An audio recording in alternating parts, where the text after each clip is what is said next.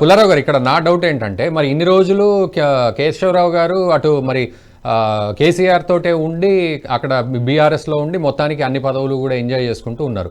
ఈ రోజు నేను కాంగ్రెస్లోనే చచ్చిపోతా అని అంటున్నారు. మరి ఇదివరకు తెలియదా ఎక్కడ పోవాలనో ఎక్కడ ఉండాలనో, మళ్ళీ ఇప్పుడు జంప్ అయిపోయి మళ్ళీ అక్కడ పదవులు ఏమి ఇస్తారా ఇవ్వరా, అండ్ కాంగ్రెస్ కూడా ఎట్లా రిసీవ్ చేసుకుంటుంది వీళ్ళని? ఒకటి కాంగ్రెస్ పార్టీ రిసీవ్ చేసుకోవడానికి తప్పేం లేదు. ఎలక్షన్ వస్తుంది, ఆ కూతురు మేయరు వస్తారు, కొద్దిగా ఓట్లు మేనేజ్ చేయొచ్చు కదా. కాంగ్రెస్ పార్టీకి ముఖ్యంగా పార్లమెంట్ ఎలక్షన్ లో రేవంత్ రెడ్డి గారు పర్ఫార్మెన్స్ 14, 15 ఎంపీల 13 ఆయన అన్నట్టుగా తెచ్చుకోకపోతే ఫెయిలియర్ అని వస్తారు. ఒకటి తెచ్చుకోవడానికి బీజేపీని అలా వదిలేశారు. ఆయన బీజేపీని అటాక్ చేయట్లేదు.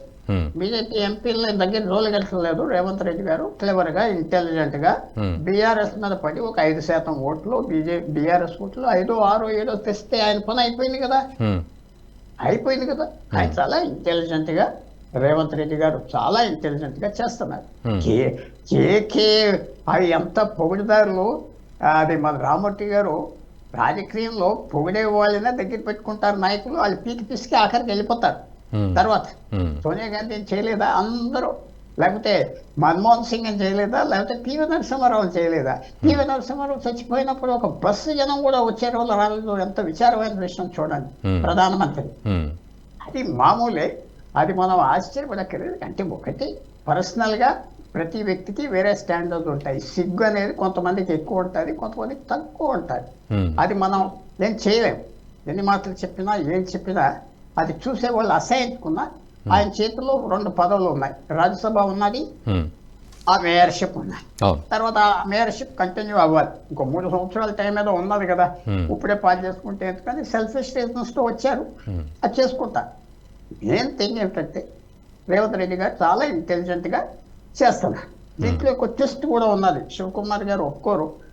ఆయన మొన్న ఫర్ ఎగ్జాంపుల్ దానం నాగేందర్ ఎంపీగా పోటీ చేస్తాను టికెట్ ఇస్తే మళ్ళీ క్యాన్సిల్ అయిపోయింది అనుకుంటా కదా. అయిపోయింది కదా. ఆయనకి మళ్ళీ నిలబడతలేదు పార్లమెంట్. ఎందుకంటే కొన్ని కంప్లైంట్స్ వెళ్ళి ఢిల్లీకి. ఆ కేబినెట్ లో 3, 4 లీడర్స్ అందిస్తూ ఉంటారు ఈయన మీద. వాళ్ళు కంట్రోల్ చేసుకుంటా వస్తారు. సో నేను కాంగ్రెస్ పార్టీలో తప్పు పడతలేదు. తీసుకుంటారు వచ్చే వాళ్ళని. ఒక మేయర్ వస్తున్నాడు, ఒక ఎంపీ వస్తున్నాడు, అల్లరి అవుతుంది కదా రాష్ట్రం అంతా. వెళ్ళిపోతున్నారని తర్వాత వాళ్ళకి ఏదో ఉపయోగాలు ఉంటాయని వెళ్తున్నారు. అది పాలిటిక్స్ లో చూస్తున్నాం. ఒక విచారం ఏంటంటే దేశం అంతా తెలంగాణని చూస్తాం. ఇంత క్విక్గా వెళ్ళిపోతున్నారా, ఇంత తొందరగా వెళ్ళిపోతున్నారా? కేసీఆర్ వెనకాల తిరిగి ఆయన పక్కన కూర్చొని మాట్లాడటానికి కూడా అర్హత లేనో ఇలా వెళ్ళిపోతున్నారా? ఆ ఐడియా వస్తా.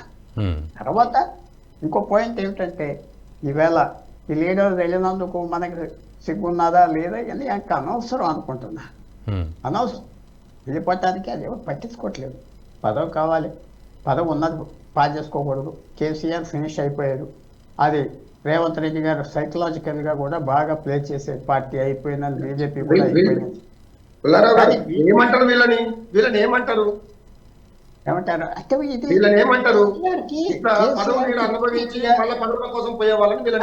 పదవుల కోసమే కదా వాళ్ళు వెళ్ళింది.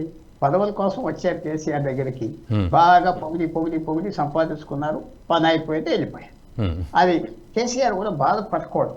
ఎందుకంటే అన్నిటికంటే విషయం ఏంటంటే ప్రాంతీయ పార్టీ మాత్రం అయిపోయేది లేదు ఏ రాష్ట్రంలో. ప్రాంతీయ పార్టీ అలా సర్వైవ్ అవుతా పోతారు. అది ఎందుకంటే BJP national party, Congress national party, 2 పార్టీలకి ఢిల్లీ నుంచి ఆదేశాల మీద నడుస్తాయి. ఇది లోకల్ పార్టీ, అది సరి చేసుకోవచ్చు. కానీ వాళ్ళు కూడా కొద్దిగా కేర్ఫుల్ గా ఉండాలి. ఆ నాయకత్వం కేర్ఫుల్ గా ఉండాలి. పద్ధతి మార్చుకోవాలి. విన్నింగ్ స్ట్రాటజీస్ తేవాలి. లోపాలు సరి చేసుకోవాలి. అవన్నీ సరి చేసుకుంటే ఇది ఎక్కడికి వెళ్ళేది లేదు. బీఆర్ఎస్ టీఆర్ఎస్ అలా ఉంటుంది. ఒక 20 సంవత్సరాల తర్వాత తగ్గుతుంది, విడిపోతే మనం చూస్తున్నాం కదా ఇతర రాష్ట్రాల్లో. ఒక విడిపోతాయి కుటుంబ సభ్యులు, ఫ్యామిలీస్ లాగా. కానీ అది ఎక్కడికి వెళ్ళిపోయేది లేదు, అంచేసేది లేదు. ప్రాంతీయ పార్టీ ఉంటుంది. బట్ పుల్లారావు గారు, మీరు అన్న ప్రకారం చూస్తే మరి అవినీతి ఆరోపణలు కావచ్చు, లేకపోతే అందరూ ఈ వలస వెళ్ళిపోవడం కావచ్చు, కొత్త రక్తాన్ని ఇంకా యాక్సెప్ట్ చేయలేకపోవడం కావచ్చు, మరి ఒక వాక్యూమ్ క్రియేట్ అవుతుంది కదా. అండ్ ఎలక్షన్స్ అయిపోయాక కూడా ఇంకా వాక్యూమ్ పెరిగితే మరి ఇప్పుడు వాళ్ళకి ఉదాహరణ చెప్తున్నా. ఫర్ ఎగ్జాంపుల్ ఆయన పోలీస్ ఆఫీసర్ ప్రవీణ్ ఉన్నాడు బిఎస్పీతో, ఆయన వచ్చేది కదా ఉదాహరణ. ఆయన కాంగ్రెస్కి వెళ్ళలేదు కదా, అవును ఆయన బీజేపీకి వెళ్ళలేదు కదా. ఉమ్, అలాగే ఇంకో ఆఫీసర్, వాళ్ళందరూ కొద్దిగా ఇలాంటి ఏంటంటే, ఇవాళ మనం హైదరాబాద్లో ఉన్నాం, మనం వెళ్తాం, కేసీఆర్ గారు వెంటనే మాట్లాడతాడు, లేకపోతే ఆయన కొడుకు ఎవరో నీకు టికెట్ ఇస్తాం లేకపోతే పోవాయా అంటాడు, అయిపోయింది. అదే కాంగ్రెస్ బీజేపీ వెనకాల తిరగాలంటే అందరు తిరగలేం కదా, అవును వాళ్ళు ఎక్కడో ఢిల్లీలో ఉంటారు, ఉమ్, వాళ్ళ రాజకీయం వేరు. సో ప్రాంతీయ పార్టీకి ఆ అడ్వాంటేజ్ ఉన్నది. చాలా మంది అయిపోయింది అనుకుంటున్నారు, కానీ అవ్వలేదు. ఉమ్, అది పాస్ చేసుకోవచ్చు. ఓకే ఇప్పుడు రామ్మూర్తి గారు వాళ్ళందరూ పాస్ చేసుకోవచ్చు, కానీ సర్వైవ్ అవుతారు. ఉమ్, అది వాళ్ళ జ్ఞాపకం పెట్టుకోవాలి. అది ప్రాంతీయ పార్టీ, ఒకటే ప్రాంతీయ పార్టీ కూడా ఉన్నది తెలంగాణలో, రెండోది కూడా లేదు. అవును సో వాళ్ళ టాక్టిక్స్, వాళ్ళ ఇంటెలిజెన్స్, ఇది ఒక కామెడీ లాగా ఉంటుంది. లేకపోతే కేశవరావు గారు వెళ్ళిపోవటం ఏంటి, ఉమ్, కామెడీయే కదా. ఉమ్, జనం కూడా చూసి నవ్వుతున్నారు వెనకాల, ఆశ్చర్యపోతలేదు కూడా. అలాగే మిగతా వ్యక్తులు ఆయన మెన్షన్ చేసిన వాళ్ళు వెళ్ళిపోయారంటే బాగా అనుభవించి అన్ని పదవులు తినేసి ఉమ్, చేస్తున్నారంటే వాళ్ళ మీద కూడా రేవంత్ రెడ్డి గారికి తెలుసు కదా, వీళ్ళ అవసరం కోసం వచ్చారు, ఆయన వాడుకుంటారు ఓకే తర్వాత అంతే. సో మనం ఫస్ట్ సింపుల్ థింగ్ ఏమిటంటే, బీఆర్ఎస్ అయిపోయింది అనేది మాత్రం లేదు. ప్రాంతీయ పార్టీ సర్వైవ్ అవుతారు. చరణ్ సింగ్ పార్టీ ఉమ్, పూర్తిగా ఉత్తరప్రదేశ్ పరిపాలించి, కొడుకు వచ్చాడు సగం పాస్ చేసాడు, మనవడు వచ్చాడు పాస్ చేసి, కానీ ఇంకా ఉన్నాడు కదా, ఉమ్, రామ్విలాస్ పాస్వాన్ ఉన్నాడు కదా, ములాయం సింగ్ యాదవ్ కొడుకు ఉన్నారు కదా. చూడండి ప్రాంతీయ పార్టీ అలాగ అయిపోయేది లేదు, వాళ్ళ చేతిలో ఉన్నారు.